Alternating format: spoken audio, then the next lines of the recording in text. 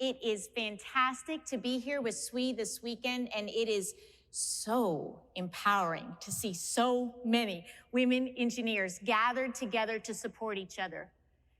The tools my engineering degree gave me is the biggest shaper of my career. Engineering gave me technical competence, and engineering opened my mind to a career in the energy field, a career that I love. But probably the biggest tool that engineering gave me is it taught me how to think about solving seemingly unsolvable problems by starting with what you know. That's how you make a way out of no way. And engineering also taught me that one of the simplest solutions, or one of the best solutions, is usually the simplest. Rack your brain though you might, simplest equals best.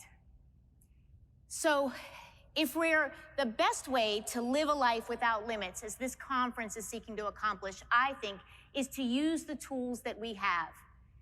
A lever is a tool that is important for a life and a career well navigated. So I'd like to spend some time talking about levers. Levers are one of the very first things that we learn in engineering and in physics. It is a so-called simple machine. At its heart, it's about creating advantage. Now, there are some people that think that a lever originated around 300 BC, Archimedes, but it goes way back. It goes much further back than that, about 1,000 years. At the dawn of agriculture, women invented the lever to support harvesting crops, digging sticks to support harvesting crops. And later, women would advance the loom, which is a lever, in early textiles. It would be a mistake to underestimate the power of a lever just because it's a simple machine.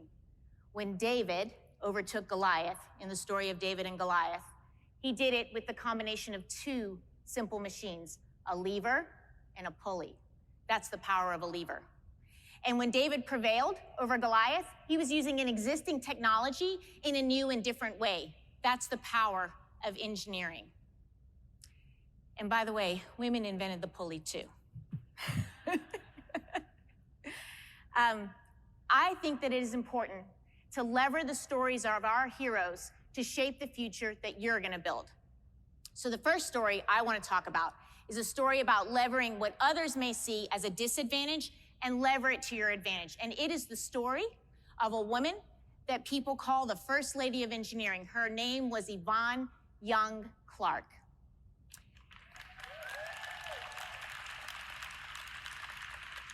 Yvonne Young Clark was born in 1929, Houston, Texas. And she was sparked into engineering because of an opportunity that she had to fly a plane as a teenager. And one of the things that I love about Yvonne Clark's story is that is the exact same inspiration for my 22-year-old niece, who is a SWE member, joining the engineering field. But Yvonne's career involves a number of firsts. She was the first woman to graduate with a mechanical engineering degree from Howard University. She was the first Black woman to graduate with a master's or earn a master's degree in engineering from Vanderbilt. She worked for NASA on the Saturn V rockets that took us to the moon. She worked at Ford and Westinghouse, and she was the first female Black engineer at RCA, the Radio Corporation of America. She was the first female engineering professor at Tennessee State University, and she was the first Black member of SWE. So I don't think there's any question why she's called the First Lady of Engineering, right? But you have to put yourself in the era, the 1950s and the years that followed. There were a lot of people that didn't think that Yvonne Clark could or should be an engineer because she was a woman, because she was Black. But Yvonne never let that get to her. She would remind herself that there is nothing wrong with her, that it was the people discriminating against her. They're the ones that had the baggage. And she, in her words and her children's words, Yvonne Clark wasn't going to carry anybody else's baggage. So there is a very good story about Yvonne Clark levering her mind to overcome other people's baggage. And it actually happened at a SWE conference. The year is 1957, And SWE is holding their annual conference in Houston, Texas, Yvonne's hometown. And she goes down to the conference, and when she gets there, the hotel owner, he says, "You can't come in." Yvonne says, "Why not?" He says, "Because you're Black." And Yvonne says, "But I have my papers. I have my papers that have a reservation for this hotel." And the hotel owner says, "I don't care. You can't come in." Well, the SWE leadership, they found out about this, and they stood by Yvonne's side. God bless the sisterhood and the solidarity of the women of SWE. Exactly.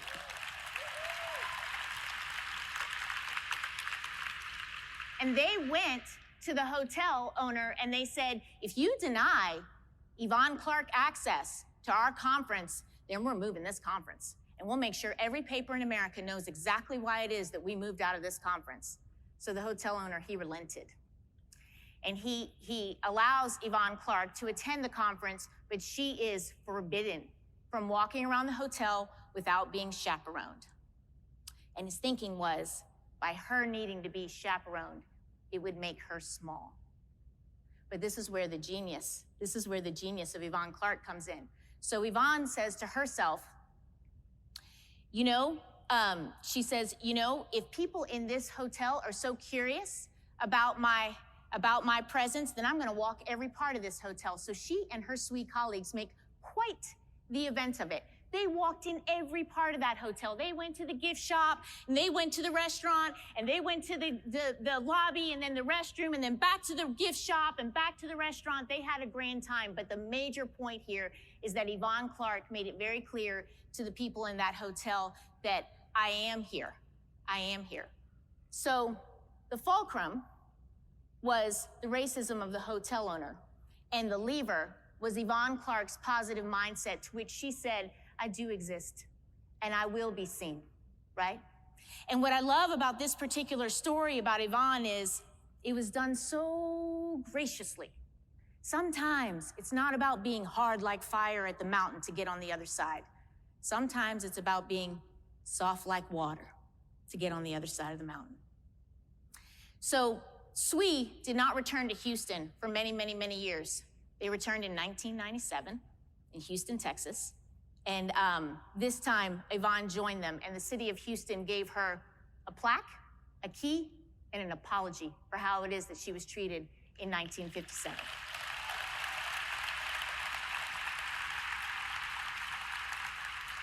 Levering yourself is so important that I want to give you a modern day example. Is anybody here a fan of Taylor Swift? I hope so. I thought so. I think I knew all too well. Well, Taylor had her art, her music taken from her unjustly. And she came up with a very creative way to take her music back and rewrite her own story and write her own narrative. And she did it against enormous headwinds. The music industry is very, very male-dominated, and so much so that the founder of Rolling Stone magazine and one of their lead editors very recently was quoted in an interview about the history of rock and roll, and he said on the record he couldn't think of a single solitary female philosopher of rock and roll. Ridiculous, right? The titans of the music industry, they thought that they would make Taylor small. They had no idea that she would reemerge into the larger-than-life sensation that she was. Taylor's will is the lever against the fulcrum of adversity, and she shot that into a plane of pop culture that I'm not sure will ever be matched ever again, right? And you know the thing that I love the most about Taylor Swift is I love that it is the women with their money going to her shows, her music, her concerts, and it's really wonderful. So always remember, lever yourself up. Remember the story of Yvonne, remember the story of Taylor, and lever yourself, right?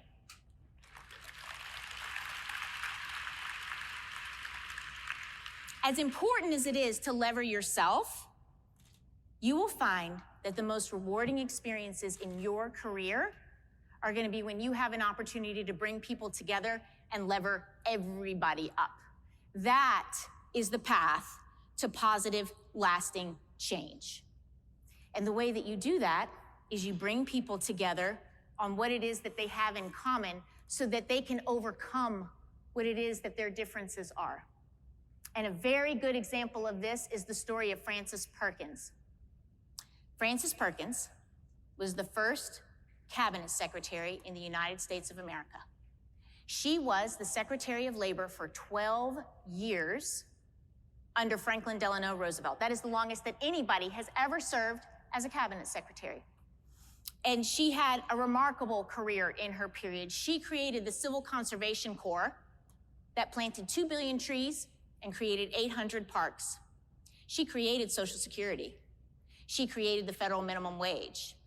She did away with child labor. She put in place the first of their kind work safety requirements for factory workers, and she put in place the first maximum hour work week that paved the way for the weekend.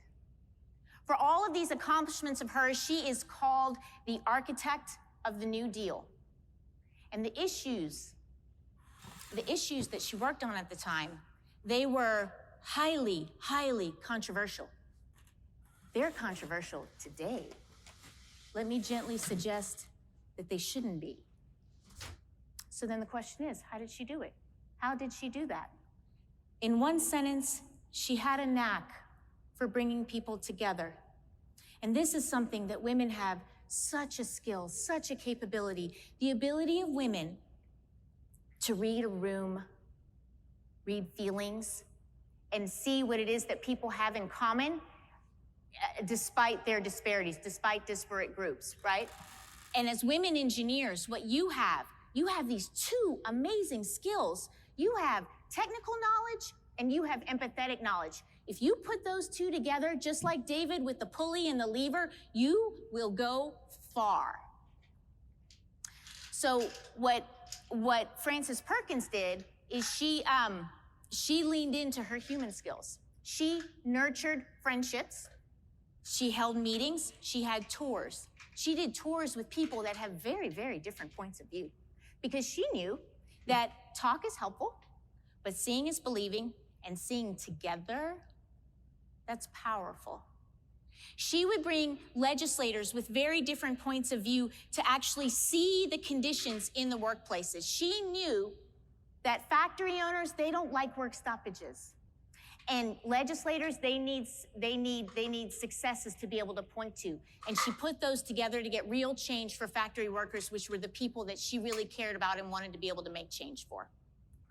She was a master at threading the needle between labor unions and management. And she did that by being very patient and seeing what it is that they have in common that was much more than what it is that divided them. She used the gravity of common interest, the gravity of what they shared to weigh against the gravity of their difference to make change. You know, both of my parents are Persian, and there's a very famous Persian poet, Rumi, who has a line that says that, remember that it is the rain that makes the flower grow, not the thunder. Frances Perkins was the rain, right? The Department of Labor building in Washington, D.C. is named after Frances Perkins, and I see it differently now since I know her story. So we've talked about levering yourself.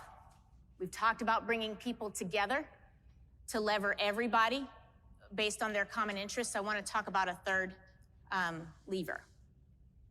So the best advice that I've ever gotten in my life was from my dad. And my dad was a professor of mechanical engineering for 40 years at Louisiana State University. He chaired the department there for several years. And the hallmark of my dad's career at Louisiana State University was how much he invested and cared about teaching and teaching to the students. So he was one of the original creators of the 2-semester senior design capstone course that is now prevalent throughout engineering programs today. But my dad, he was the OG. And then, thank you. And the advice he gave was actually not to me, but to my nephew, Adam.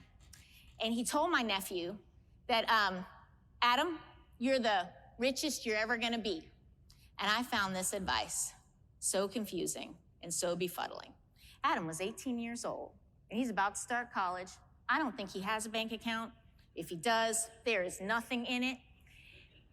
But then my dad went on to say, you are the richest you will ever be because you have the energy of youth.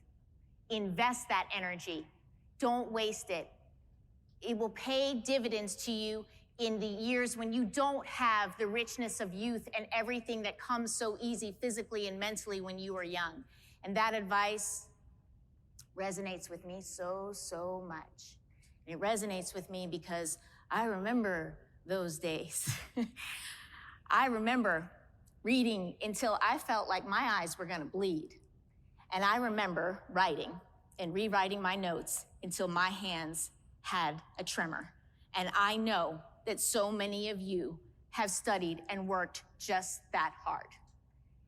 I remember making bets on myself that no betting man would have taken. And I was very well supported at that time, especially by my brother, who, when I did feel like I was at the end of my rope, he was the one that would tie a knot, and I mean a big knot, and he'd say, baby sister, hold on to this, you're gonna be okay. You have those people in your life, bring them close and hold them closer than close. My team would tell you that I am fearless. Far from it. I don't think anybody, first generation, can be fearless, but they can be brave. So for years, when I had one of those big presentations, one of those big meetings, you know, the kinds where people are in the room that can decide your career, that they're in that room, I would call my mom. And I would tell my mom, Mom, can you pray? Because there's this partner is important or this leader is powerful. And she would listen to the hyperbole in my head about what would happen for my career if things didn't go well, right? And of course, my mom agreed to pray. And my mom, she has a direct line with the man upstairs. I promise. But after so many years and so many calls, one day my mom said to me, Maryam, I will pray for you.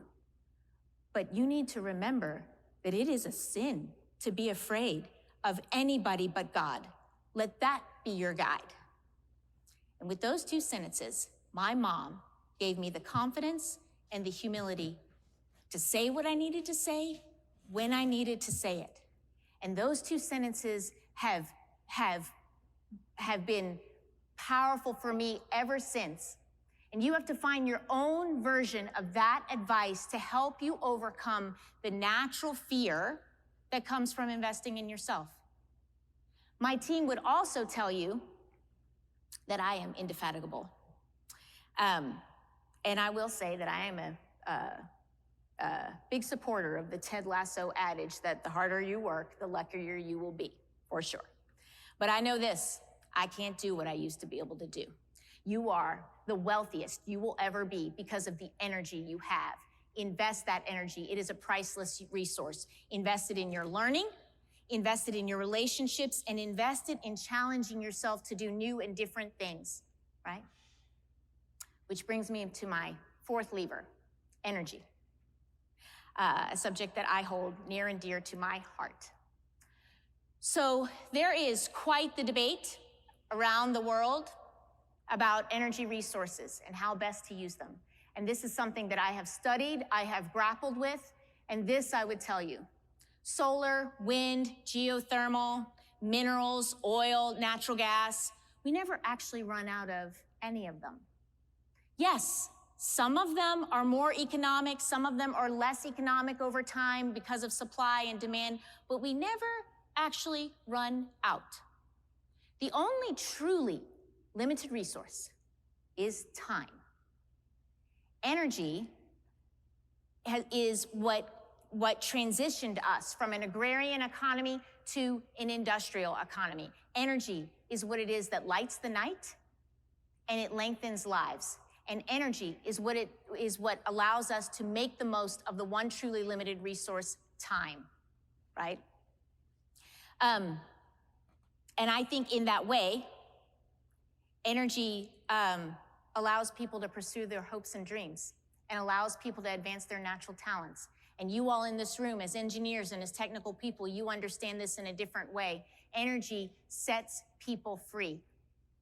Right now, in Africa, there are young women that spend half their days hauling food and water because they are energy infrastructure poor.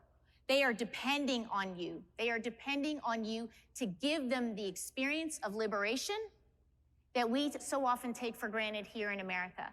And this is why the energy industry has been so fulfilling for me for so many years. And I hope some of you will consider joining the energy industry, because energy is the lever that lets us maximize the one truly limited resource. Energy will take you to any state in the union. Energy will take you to any nation on the globe.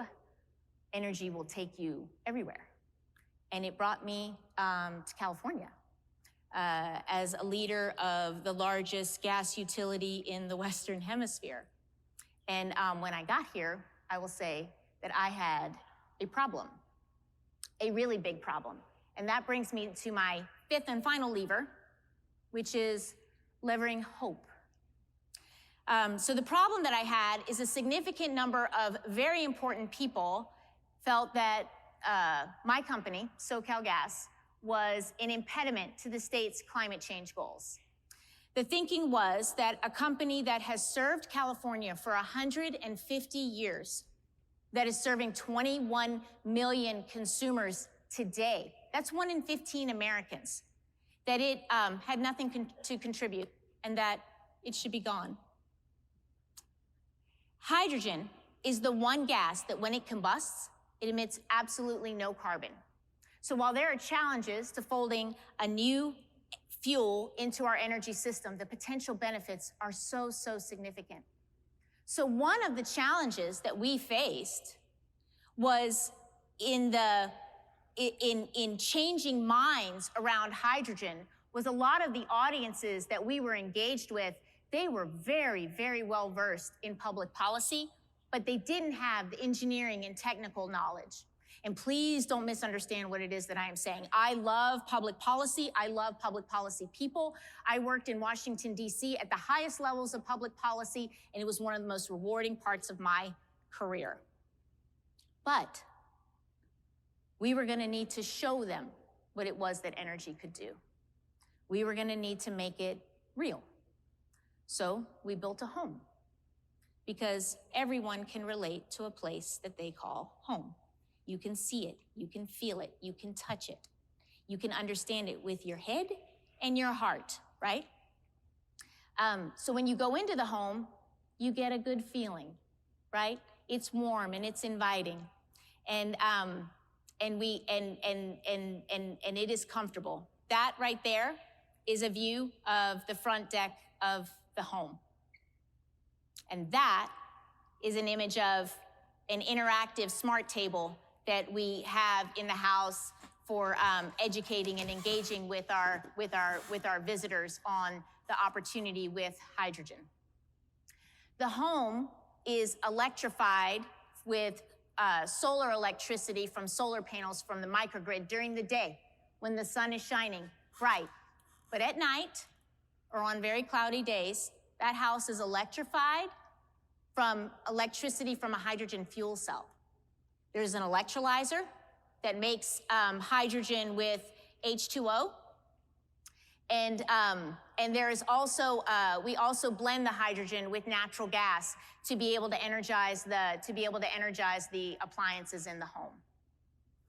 A microgrid like the one that we built up there could energize anywhere from 20 to 100 homes, depending how it is that you use it.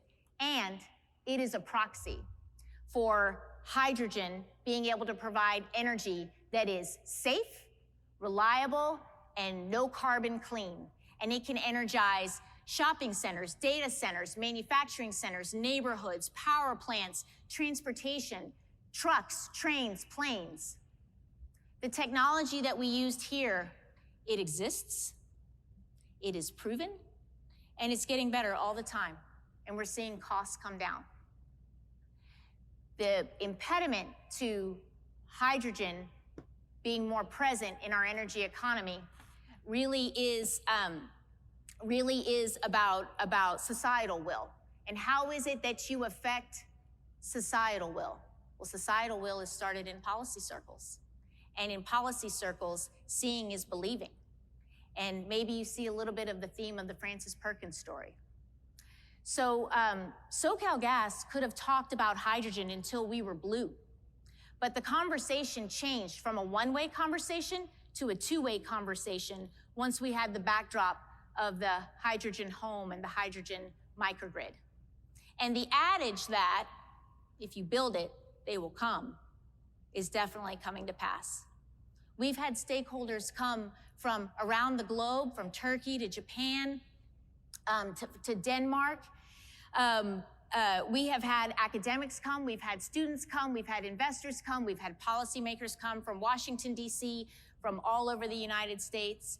And the reason they're coming is they want to have a sight line into the future. They want to know what it looks like, and we built it for them. This is why I call it leveraging hope. So if this vision excites you, what I would want to do is encourage you to come to California.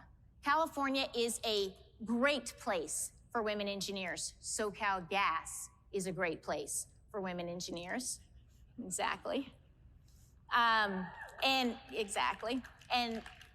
3 of the 4 major energy utilities in this state have women leading their companies. Our air agency is a woman, Leanne Randolph. The head of our Public Utilities Commission is a woman, and I'd be willing to bet that our next governor of this state is going to be a woman, right? So I would invite you to consider bringing your levers here to California. As you move forward, it is important to remember that 2 people pulling a lever is more powerful than 1. Yvonne Clark was very fortunate because she had an incredible life partner, her husband, Bill Clark. And when Bill and Yvonne were dating, Bill's father was none too happy that that the woman that Bill was dating had such strong career interests. But Bill stood by Yvonne's choices. They were a great team. After they got married, they had 2 children. And they divided up the housework and the childcare. And Bill did the cooking, Yvonne did the bills, and they were married for 39 years. And their relationship shows that 2 is stronger than 1. And the reason that that's important is that nothing big ever gets accomplished by just 1 person. Major undertakings always require a symphony of committed, hard-working people working together, right? So as you work with others, use your levers because they are versatile. A lever, it can lift. Use your minds to lift other women. And a lever, it can pry. Use your minds to pry open doors of opportunity. And levers can smash. Use your minds to smash any glass ceiling that someone tries to put over your head, because you should never, ever carry someone else's baggage, ever. I feel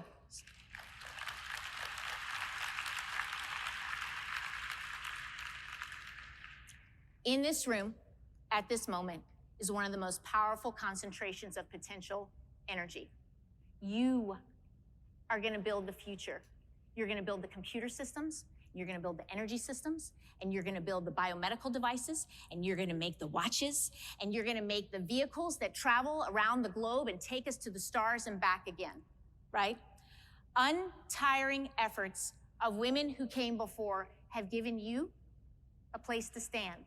And you're going to move the world because you, the women in this room, you are the lever. And I can't wait to see the better world it is that you build.